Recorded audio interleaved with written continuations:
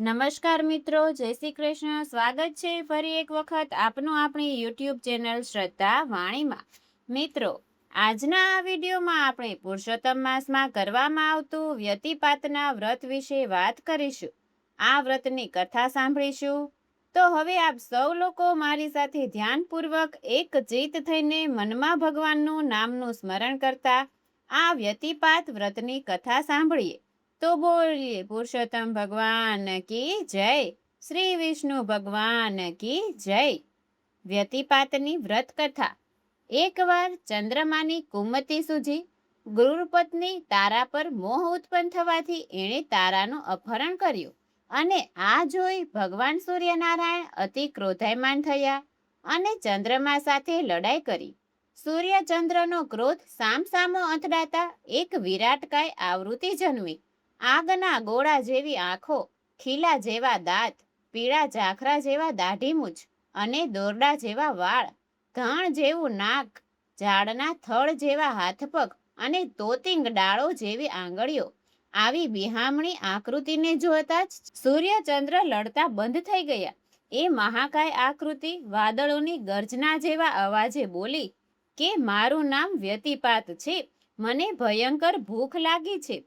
સત્વરે મને ખાવા આપો, નહીતર હું આખી પૃથ્વીને ખાઈ જઈશ. આ સાંભળીને સૂર્યચંદ્ર બોલ્યા કે શાંત થા વ્યતિપાત, શાંત થા. તારા માટે ભોજનની ગોઠવણ થઈ ગઈ છે. મૃત્યુલોકમાં જે કોઈ નર નારી તારું વ્રત કરે એના બધા પાપ તારે ખાઈ જવાના, અને જે વ્રત ન કરે, વ્રતનો અનાદર કરે, એને તું ભયંકર પીડા આપી તારા ક્રોધનો શિકાર બનાવજે. તારું વ્રત કરનારને સુખ, સંપત્તિ અને સંતતિ દેજે. મારા તને આશીર્વાદ છે કે તારું વ્રત કરનાર ભાવિકને યમના પાસના ભય નહીં રહે. બ્રહ્મ મુહૂર્તને ઉઠી સ્નાન કરી તારી મૂર્તિનું પૂજન કરી ફળ ફળાદિનું દાન કરનારના સકળ મનોરથ સિદ્ધ થશે. માર્કંડ પુરાણમાં મહર્ષિ માર્કંડ મુનિએ આ વ્રતના મહાત્મ્યનું વર્ણન યુધિષ્ઠિરને કહી સંભળાવ્યું છે. યુધિષ્ઠિરે યમદંડના મહાદોષમાંથી છૂટવા માટે ક્યુ વ્રત કરવું એવો પ્રશ્ન કર્યો. ત્યારે માર્કંડ મુનિએ હયશસ્ય રાજાની વાત કહી સંભળાવી. પૂર્વે હયશ્વ રાજાએ આ વ્રત કરીને એનું પૂર્વજન્મે તે અતિલોભી વૈશ્ય હતો અને વ્યતિપાત વ્રતનો તિરસ્કાર કરતા જે બીજા જન્મે ભૂંડ તરીકે જન્મેલો એવા વૈશ્યને અર્પિત કરી દીધેલું. એ વૈશ્યનું નામ ધનદાસ હતું. નામ પ્રમાણે જ ધનનો દાસ હતો. પૂરું ખાતો પણ નહીં, ચમડી તૂટે પણ દમડી ન છૂટે એવો લોભી. વ્રત ઉપવાસની વાત આવતા જ મોં કડવું થઈ જાય. પૈસો મારો પરમેશ્વર ને હું પૈસાનો દાસ, આવો હતો એ વૈશ્ય. વ્યતિપાતના મહાપર્વનો દિવસ હતો. ભરપેટ ભોજન કરીને ધનદાસ તકિયા ગાદી પર આડો પડ્યો અને આંગળીના વેઠે વ્યાજ ગણતો હતો. એટલામાં 7 દિવસનો ભૂખ્યો બ્રાહ્મણ ત્યાં આવ્યો અને કરગરવા લાગ્યો, શેઠ, આજે વ્યતિપાતનું મહાપર્વ છે. દયા કરીને બટકું રોટલો આપો તો મારી આતરડી ઠરે. 7 દિવસનો ભૂખ્યો છું. આપવાની વાત આવી ત્યાં તો શેઠને ટાઢ ચડી ગઈ. એ તો માંડ્યો ગાળો દેવા. જેમ જેમ બ્રાહ્મણની આજીજી વધતી જાય તેમ તેમ શેઠની ગાળો વધતી જાય. બ્રાહ્મણે વ્યતિપાતની દુહાઈ દઈને ચપટી લોટ માંગ્યો. ખીજાયેલા શેઠે લીધી લાકડી અને બ્રાહ્મણને ઢીબડવા લાગ્યો. બ્રાહ્મણની સાથે વ્યતિપાતની ગાળો દીધી.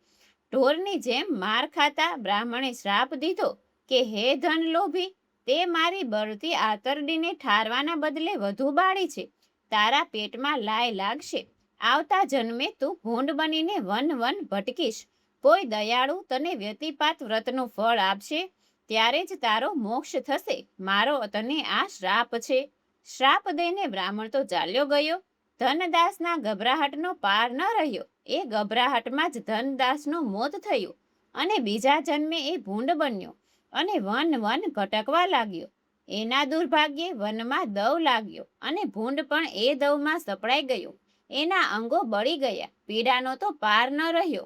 અંગે અંગે કાળી બળતરા ઉઠી. ન ખાઈ શકતો કે ન પી શકતો. ભૂખ્યો તરસ્યો. એ પ્રભુ પાસે મોત માંગવા લાગ્યો. એક દિવસ મૃગ્યા રમવા નીકળેલા. હર્ષરાજાએ વનમાં આવ્યો અને ભૂનની હાલત જોતા જ એને દયા આવી. એ વિચારવા લાગ્યો કે આ ભૂંડ પૂર્વજન્મમાં એવા તે ક્યાં મહાપાપ કર્યા હશે કે આજે આની આવી દશા છે. એ જ ક્ષણે ભૂંડને વાચા ફૂટી. પૂર્વજન્મે પોતે કરેલા પાપની અને બ્રાહ્મણના શ્રાપની વાત કરતા કહ્યું કે કોઈ મને વ્યતિપાત વ્રતનું ફળ આપે તો મારો મોક્ષ થાય. રાજા હયશ્વ વ્યતિપાતનું વ્રત પૂર્ણ શ્રદ્ધાથી કરતો હતો. તત્કાળ એણે હાથમાં જળ લઈને સંકલ્પ કર્યો અને વ્રતનું પુણ્ય ફળ ભૂંડને આપ્યું. એ જ ક્ષણે વૈશ્ય ભૂંડના દેહમાંથી મુક્ત થયો અને રાજાને હાથ જોડીને સ્વર્ગે ગયો. વ્યતિપાત વિઘ્ન વિદારણ હરે, સઘળા પાપ વાસ થાય, ગોલોકમાં પુણ્ય એનો. હે પુરુષોત્તમ ભગવાન, હે વ્યતિપાત, તમે જેવા તે વૈશ્યને ફળ્યા એવું જ તમારું આ વ્રત કરનાર, વ્રત કથા સાંભળનાર, વિડીયો જોનાર સાંભળનાર સર્વ કોઈને ફળજો એવી અમારી તમારા ચરણોમાં પ્રાર્થના છે. તો મિત્રો, આ કથા ઉપરથી આપણને એ શીખ મળે છે કે જ્યારે પણ આપણા આંગણે કોઈ ભૂખ્યું આવે, ગરીબ આવે તો તેને ખાલી હાથે પાછા મોકલવા ન જોઈએ. કોઈક ખાવા પીવાનું આપીને, ઓઢવાનું પહેરવાનું આપીને કે પછી પૈસો આપીને આપણા આંગણેથી રજા આપવી જોઈએ. જો કોઈ ભિક્ષુક આવે, યાચક આવે તો તેને યથાશક્તિ દાન પુણ્ય પણ અવશ્ય કરવું જોઈએ. અને અત્યારે પુરુષોત્તમ માસ ચાલી રહેલો છે. કોણ જાણે કયા સ્વરૂપે ભગવાન આપણા ઘરે આવી જાય અને આપણી પરીક્ષા લઈ જાય. તો બોલીએ પુરુષોત્તમ ભગવાન કી જય. તો મિત્રો, આજના વિડીયોમાં આપણે પુરુષોત્તમ માસમાં કરવામાં આવતું વ્યતિપાત વ્રતનો મહિમા, વ્રતની કથા સાંભળી. આશા છે કે આપ સૌ લોકોએ અમારી સાથે સાંભળી હશે. આપે અમારી સાથે આ કથા વાર્તા સાંભળી હોય તો વિડીયોને લાઈક કરી તમારા મિત્રોને મોકલી, અમારી ચેનલમાં નવા હોય તો સબસ્ક્રાઇબ કરી દેજો કે જેથી કરીને આવી જ પુરુષોત્તમ માસની દરેક કથા વાર્તા સાંભળવા મળે. તો ફરી મળીશું નવા વિડીયોમાં. ત્યાં સુધી આપ સૌ લોકોને અમારી ચેનલના જય શ્રી કૃષ્ણ. ધન્યવાદ.